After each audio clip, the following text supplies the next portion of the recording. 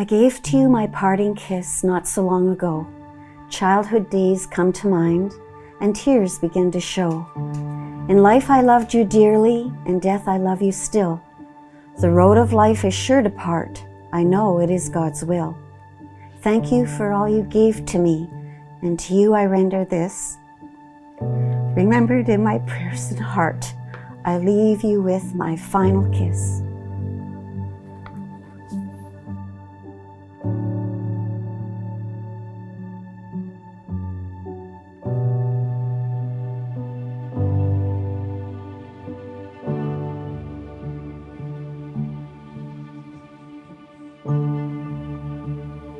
My dad grew up in Santa Clara. It was a tough living for them, right? Because my grandpa was a small mixed farmer, so he had like pigs and chickens and horses and stuff like that. And my grandfather did everything with a team of horses, right? He always had a team of horses, and my dad worked the farm. But growing up in Santa Clara, for him, it was tough because they were poor, and they were, like he always said, he says, the Indians didn't want us, the whites didn't want us. We were just Métis kids. Then when he got a little older, like 15 and 14, he worked on other farms and drove other horses around the field and plowed them and stuff like that. But he had good times too. Like they always had barn dances up around there in Santa Clara. And so he went to those, but a lot of it was hard work, always hunting or fishing for food. And even though they had a small farm, it was still hand-to-mouth kind of feeding and eating, right? So he did help my grandfather on the farm for a while, and then before he left to the war, and then, but he learned a lot of stuff in the bush.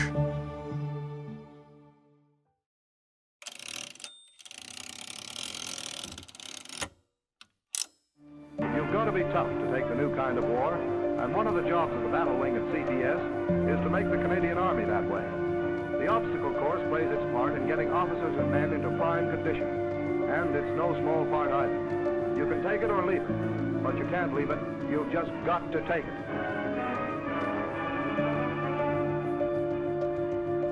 My dad decided to join the war because things were tough back then, right? It was after the dirty 30s, and now we're moving up into the world. A bunch of the guys got together, like the young guys got together around Santa Clara area, and they were talking about it. So they were saying, like, there's a war going on. Do you guys want to go? My dad says, what do you got to know? What do you got to do? He says, you got to be able to shoot a gun, you got to be able to march, and you got to be fairly strong. My dad says, I can pass all that. He says, what do you get for that? He says, you get clothing, you get boots, you get a gun, you get 3 meals a day. He says, so we're going. So they all decided that was a good idea. I can't remember how many there were, but there was probably 3 or 4 of them. And then they hopped a train, didn't buy a ticket on a train, they hopped a freight train into Winnipeg. And they had all these emblems up there, the Queens, they had Princess Pat's, they had 4 or 5 different units up there, and you could pick a badge and then you'd go sign up with those guys, right? So my dad didn't like the Little Devils, just because they were devils, right? Because he was a good Catholic boy. So he didn't like that, and he didn't want to do that. Then he saw St. Andre Saurant with the cross. He says, I'm going to join that unit. So he did. And that's why he became a Cameron, right? Don't forget, when you were back then, you were basically a man at like 15 years old. There was no 18, 21, 22, whatever, right? These guys were already hardworking men at like 15, 16. So he decided to go as French Canadian because they did not recognize us as Métis. They did not recognize Métis as a war, so he figured he better go as something. So he just said, I'm French Canadian, and that's the way it went. And it was easy because he's going over to France anyway, right? So it was just like, French Canadian, yeah, okay, we'll do that, right? And he could speak French. So that's why he signed up as a French Canadian. And I believe he knew that if you were wounded or anything during the war and you're Métis, you got nothing for it, right? Whereas anybody else would get a pension and all the rest of that. So that's why he signed up the way he did, just so he would be able to, if something happened, he would be taken care of a little bit. Soon after that, the basic training started, and then he went, I think, to the East Coast, and they took a ship and then went across to England. That's where they landed, in England. Barges approach shore ready for instant action. Some bearing artillery and rocket guns already opening fire.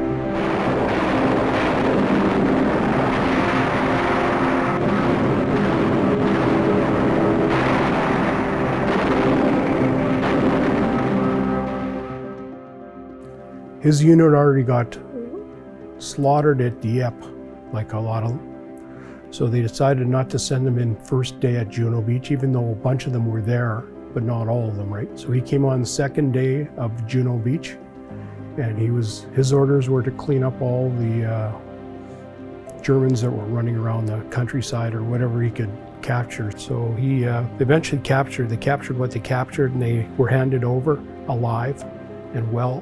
And then they carried on with that, and then he was given orders to go here or go there. So they regrouped, and he did a bunch of stuff after that. He was like all over the place. He was in France, Belgium, Germany, and he would always get a rest. They would always give him rest either back in Holland, or they send him back across to England to rest. So, but he was on the front lines pretty much the whole time he was there. He was always in the front, always in the mess of it. He was in Caen after they blew it up for a while. The Allies blew it up for a while to get the Germans and Nazis out of there. Caen was a messy place. It was lots of close combats all the time. There was they were chasing out houses and doing stuff like that. So they were walking the streets. All of a sudden they hear the whistling of artillery coming over. So he jumped beside a vehicle on the street, and a guy beside him jumped beside him and landed with his boots by his head. And all of a sudden the guy started screaming after it blew up, right? Looked at the guy's boot, and there was blood all over the place, and the guy was screaming, and then he says, okay, well, he says, thank God that guy was there. If he would have landed there alone, he'd have been dead.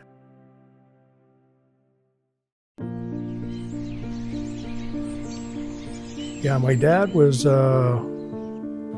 asked to go behind enemy lines and reattach because they had, I don't know what you call it, telecasts, or they tap on to send code back and forth from the front lines, way behind the front lines. And if it got blown up during the day or cut, they would send him at night to go find that and reattach it. So he'd have to strip the cables and reattach it and do that, right? But since he was Métis and he grew up always in the dark, especially in the wintertime, it's lots of dark weather, right? So when he had to take the cattle down to Child's Lake, which is near Santa Clara, for watering, there's no lights, it's pitch black as wood. If it was like a cloudy day, it's like pitch black. He was so good at that. Could run, and he went through the bush and hopped over stuff every day to get to where the lines were, and came back, and they sent him over he did it quite a bit.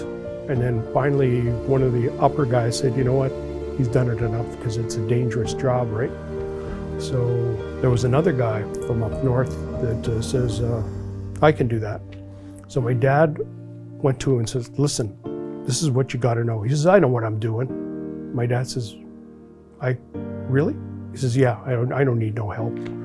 He didn't make it back that night. He died in the field. Let's give you time.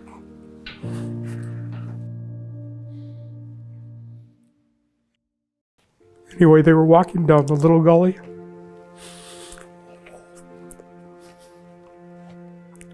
And all his friends were killed. It was just him and the radio man left. And he was shot through the hand. So he told the radio man, give me that Sten gun. The radio man says, I'm not giving you that. What am I going to do? He's going to use his rifle. He says, well, use the rifle. He says, I can't use my other hand. I need that Sten gun. And he says, give me the Sten gun. And then the radio man put a little bit of a fuff about it. And then my dad says, listen, you want to live or you want to die here? Because if you want to live, you got to give me that Sten gun. I got to do something. So the radio man reluctantly gave him the Sten gun. So he ran 50 yards down that gully backwards, and then ran up the side of it where the Germans were, and he took that stun gun and sprayed the whole area. He did it once, and he did it twice, and then he ran back down the hill, and then he ran 50 yards up to where the radio man was, and he just called for some backup for us, right? Because we had needed. And then he ran another 50 yards up down that gully, and then ran straight up that hill and started mowing it down again to make them believe that we had a lot more Camerons left than what were there, right? So then he finally got back to the radio man, and he said all of a sudden daybreak was starting to happen, right? And so he had wrapped his hand best he could, and then the Camerons started coming through to back them up. So as they were coming through, my dad talked to the captain, and the captain says, okay, you need to wrap that up, and you need to get out of here, and you need to go back to the road, right? My dad says, well, I can show you where they are, know exactly where they are. He says, I'll show you. And the captain says, this is an order. You get that hand fixed before it goes into gangrene, or else you're not going to have a hand here. So you need to leave right away and get that repaired. So he went to the road, and so he got to the road, and he was full of adrenaline, obviously. And one of the Camerons came up and gave him a can of peaches. And so he opened it for him and gave my dad a spoon. My dad said it was the best tasting peaches he ever had in his whole life. And then they took him into, I guess you want to call it a kind of, everybody would understand what, like, it was a field hospital, basically. They got him to the field hospital, and it was in France there. So they got him there. And then from there, he got a boat ride to England to go to a hospital where they patched up his hand. So in England, they said to him, he says, oh, you got $1 million wound here. He says, you get to go home. He says, you never lost a limb. He says, your hand's gonna be not perfect, but you can go home. He says, not going home today. He says, I'm going back to my unit. He says, well, no, you get to go home. He says, no, I got some scores to settle here, so I'm going back into the war. I want to be sent back to my unit. And they sent him back to the unit.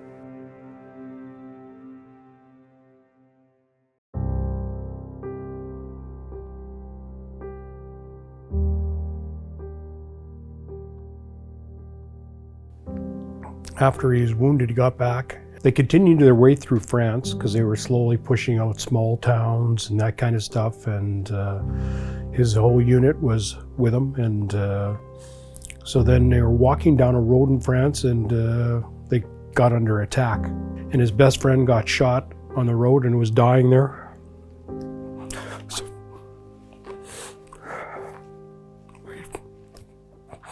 my dad held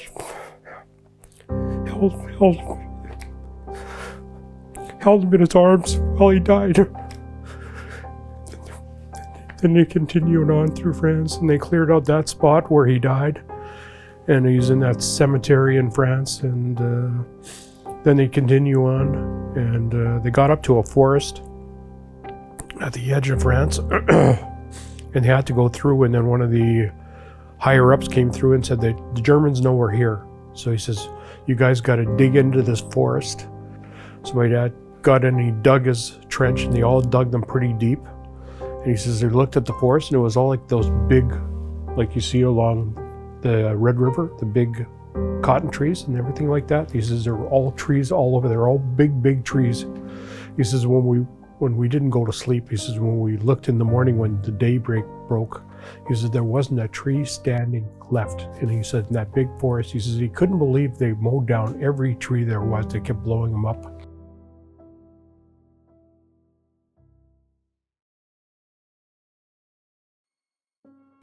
In between all those stories, my dad would get lifts off to go to England to rest and that kind of stuff. So he would go to England, and this is where he met my mom.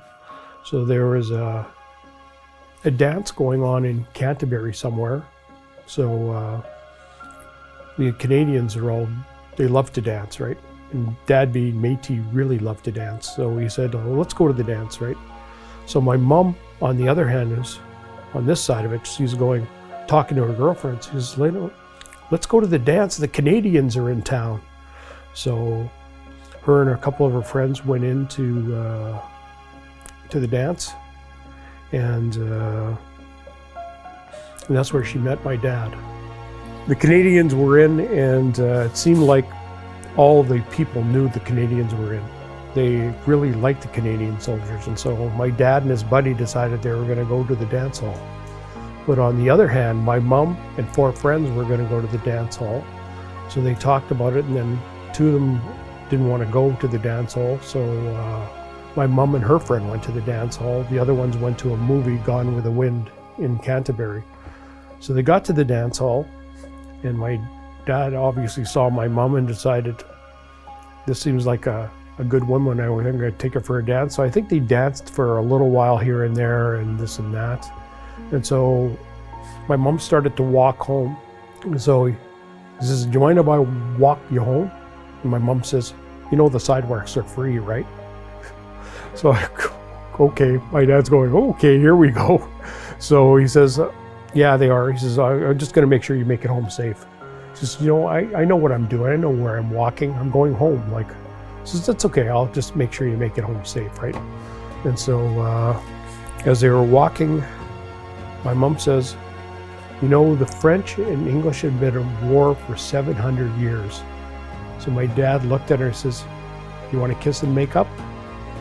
So I don't know if anybody's got a better line than that, but as that continued on, he met with my mom, but my mom was playing pretty hard to get at that time. So every time he had to leave off, every whatever it was, a couple months or a month, he'd be back again, and then he'd look her up. And then one time she'd come home, didn't realize that he remembered where she lived. Being a good Métis, you know your way through things, right? So he got to her house and then sat with her mom and her dad in the living room drinking tea. So my mom walks in the living room and goes, what the hell are you doing here? He says, I'm having tea with your mom and dad. And she goes, and then she was mad at him because he had tea with my mom and dad. So then they became girlfriend and boyfriend, I guess you could say, and eventually grew to be the best friends you ever had. So they met, and then they got married. Kind of the war was finished, and they weren't still off duty yet, but he was still part of the Camerons. So the whole village in Fordwich all gathered together. They all had ration stamps. They all got together and gave all the ration stamps to my grandmother and grandfather so they could buy stuff for the wedding. And they had a big party there, and my dad's best man missed the wedding. He took the wrong train. My dad said he was probably drinking in England or somewhere and missed the train to get to Fordwood, so he used one of my grandfather's friends as his best man, but didn't matter back then. He was getting married to the love of his life, so it worked out very well for them.